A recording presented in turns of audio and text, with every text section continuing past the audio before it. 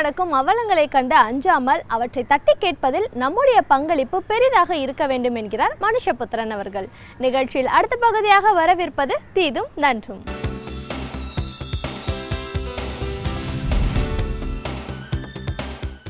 வணக்கம் நண்பர்களே, இன்னும் ஒரு இனிய காலை பொழுதில் தீதும் நன்றும் நிகழ்ச்சியில் உங்களை சந்திப்பதில் மிக்க மகிழ்ச்சி அடைகிறேன்.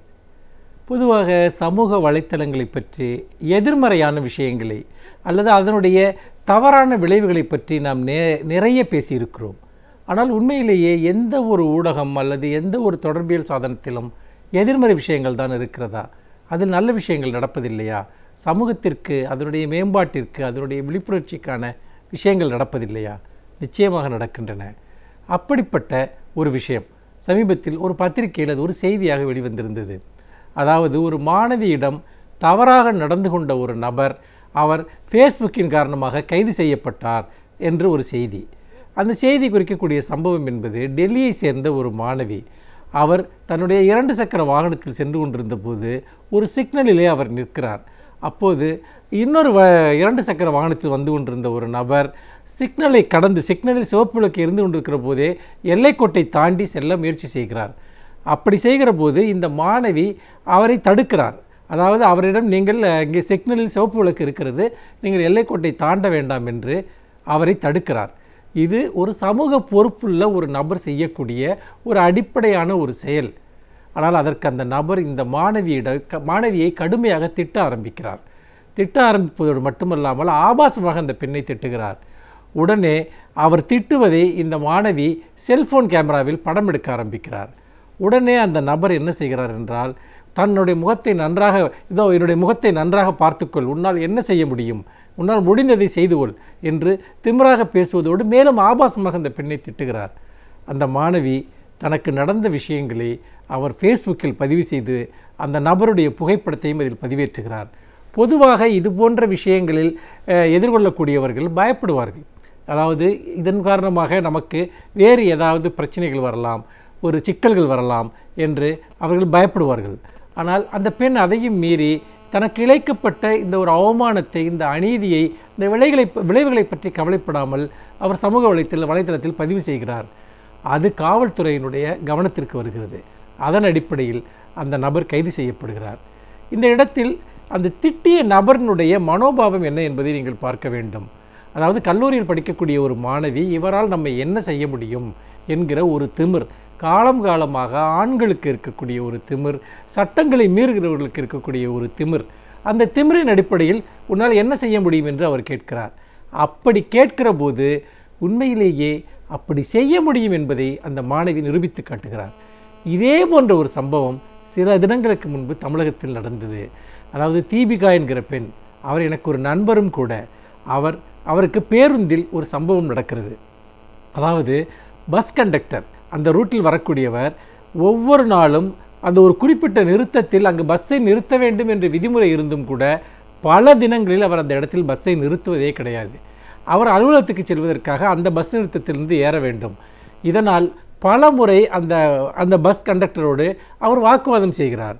ஒரு முறை அப்படி பஸ்ஸை நிறுத்தி அவர் ஏறிவிட்டு, எதற்காக நீங்கள் நிறுத்தாமல் செல்கிறீர்கள் என்று கேட்கிற போது அந்த பெண்ணிடம் இவர் மிக கடுமையாக அந்த கண்டக்டர் பேச ஆரம்பிக்கிறார். பேச ஆரம்பித்தது மட்டும் இல்லாமல் அவரை மிக ஆபாசமாக திட்ட ஆரம்பிக்கிறார். அதற்கு முக்கியமான காரணம், யாரோ ஒரு பெண், அவர் நம்ம என்ன செய்ய முடியும் என்பதுதான். ஆனால் இவர் இந்த சம்பவத்தால் பாதிக்கப்பட்ட தீபிகா என்கிற அந்த பெண், அவர் என்ன செய்கிறார் என்றால், அந்த நபர் தன்னை திட்டுவதை தன்னுடைய செல்போன் கேமராவில் படம் எடுக்க முயற்சிக்கிறார்.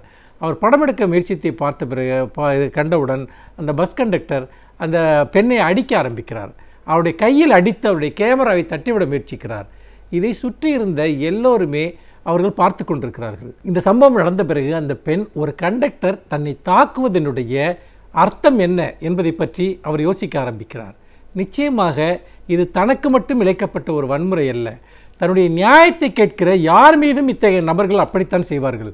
தங்களுடைய உரிமைகளை கேட்கக்கூடிய யார் மீதும் இப்படித்தான் செய்வார்கள். இதை நாம் தட்டி கேட்காவிட்டால் இன்றைக்கு நமக்கு நடந்ததை அவர் இன்னொரு பெண்ணிற்கும் செய்வார், அதை இன்னொரு மனிதருக்கும் செய்வார் என்கிற போது அவர் என்ன செய்கிறார் என்றால், வாட்ஸ்அப்பில் இதற்காக அவர் ஒரு குரூப் உருவாக்குகிறார். அந்த குரூப்பில் தனக்கு நடந்த அத்தனை விஷயங்களையும் எழுதுகிறார். அதை பல பத்திரிகையாளர்கள், இன்னும் பல சமூக சிந்தனையாளர்கள் அவர்களை எல்லாம் அந்த குரூப்பில் அவர் இணைத்து இந்த தகவலை அவர் பதிவு செய்கிறார். அந்த புகைப்படத்தையும் அதிலே பதிவிடுகிறார். பிறகு அப்படி செய்துவிட்டு காவல் நிலையத்தில் போய் புகார் கொடுக்கிறார். அங்கே அவர் அந்த புகாரை எடுத்துக்கொள்ள மறுக்கிறார்கள். இது எதற்கு இந்த சிறிய பிரச்சனையை நீங்கள் பெரிதாக்குகிறீர்கள் என்று அவரை டிஸ்கரேஜ் செய்கிறார்கள். அவருடைய ஊக்கத்தை குலைக்க முயற்சி செய்கிறார்கள். ஆனால் அந்த பெண் விடாப்பிடியாக, இல்லை, என்னுடைய புகாரை நீங்கள் எடுத்துக்கொள்ள வேண்டும். ஒரு பொது ஊழியர், ஒரு பொதுமக்கள் ஒருவரை அவருடைய உரிமைகளை உரிமைகளை கேட்பதற்காக அவரை தாக்குவது என்பது ஒரு ஆபத்தான ஒரு போக்கு. அந்த கண்டக்டர் தண்டிக்கப்பட வேண்டும் என்று. ஆனால் காவல்துறையினர் அவர்கள் பொதுவாகவே புகார்களை எடுத்துக்கொள்ள மறுப்பதும் அந்த விஷயங்கள் பதிவாகாமல் பார்த்துக்கொள்வதும் என்பதும் காவல் நிலையத்தினுடைய வழக்கமான நடைமுறையாகிவிட்டது. அவர்கள் எவ்வளவோ தூரம் இவர் சொல்லியும் கூட புகாரை பதிவு செய்ய மறுக்கிறார்கள். இந்த போராட்டத்தினுடைய இந்த வாட்ஸ்அப் மூலமாக இவர் பரப்பிய இந்த செய்தி பரவலாக பத்திரிகைகளுக்கு செல்கிறது. தொடர்ந்து இவருக்கு நடந்த அநீதியை பற்றி ஆங்கில ஏடுகள் முதலில் செய்தி வெளியிடுகின்றன, பிறகு தமிழ் இதழ்களிலும் செய்திகள் வெளிவருகின்றன. ஆனால் அதற்கு பிறகும் கூட காவல்துறையினர் வழக்கு பதிவு செய்ய மறுக்கிறார்கள். உடனே இந்த பெண் முதலமைச்சருடைய தனிப்பிரிவுக்கு ஒரு கடிதம் எழுதுகிறார். இதுபோன்று எனக்கு ஒரு அநீதி இழைக்கப்பட்டிருக்கிறது என்று. உடனே முதலமைச்சருடைய தனிப்பிரிவிலிருந்து இதை விசாரிக்கும்படியான ஒரு கடிதம் அந்த குறிப்பிட்ட காவல் நிலையத்திற்கு வருகிறது. உடனே விழுந்து எடுத்துக்கொண்டு காவல்துறையினர் இந்த வழக்கை பதிவு செய்ய முன் வருகிறார்கள். ஆக இதில் நீங்கள் கவனிக்க வேண்டிய ஒரு முக்கியமான விஷயம் என்னவென்றால், பொதுமக்களில் ஒருவர் பாதிக்கப்பட்டால் முதல் காவல்துறைக்கு போனால் நீதி கிடைக்காது, அந்த புகாரை எடுத்துக்கொள்ள மாட்டார்கள் என்கிற உணர்வு பொதுமக்களுக்கு கொடுக்கப்படுகிறது. ஆனால் இவர் ஊடகங்கள், வேறு பல சட்ட ரீதியான முயற்சிகளின் வழியாக அந்த புகாரை பதிவு செய்ய வைக்கிறார். அதற்கு பிறகு மேற்கொண்ட விசாரணையின் அடிப்படையில் அந்த கண்டக்டர் பணி நீக்கம் செய்யப்படுகிறார். உண்மையிலேயே இந்த செயல் என்பது ஒரு தனிப்பட்ட கண்டக்டருக்கு எதிரான ஒரு செயல் அல்ல. மாறாக பொது இடங்களில் எப்படி நடந்து கொள்ள வேண்டும், அத்துமீறி நடந்து கொள்பவர்களுக்கு தங்களுக்கு ஒரு தகுந்த பாடம் கிடைக்கும் என்கிற ஒரு உணர்வை ஒரு சமூகத்தில் ஏற்படுத்த வேண்டியிருக்கிறது. அப்போதுதான் சமூக ஒழுங்கு என்பது ஏற்படும். ஆனால் இங்கே என்ன நடக்கிறது? காவல்துறையினர் இந்த புகாரை எடுத்துக்கொள்ள மாட்டார்கள். அதே போல் பார்க்கிறவரும் கூட அந்த பெண்ணிடம் போய், நீ உனக்கு எதுக்கு தேவையில்லாத வம்பு, நாளைக்கு நீ போகிற போது அந்த பஸ் கண்டக்டர் உன்மேல் ஏதாவது உன்னை தாக்க முயற்சித்தால் என்ன செய்வது, அவரை சேர்ந்த வேறு யாராவது உன்னை தாக்க முயற்சித்தால் என்ன செய்வது என்றெல்லாம் அச்சுறுத்துகிறார்கள். சில சமயங்களில் அது ஒரு நியாயமான பயமும் கூட.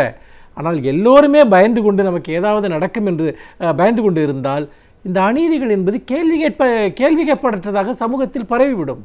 இந்த டெல்லி மாணவி கூட ஒரு விஷயத்தை சொல்கிறார்.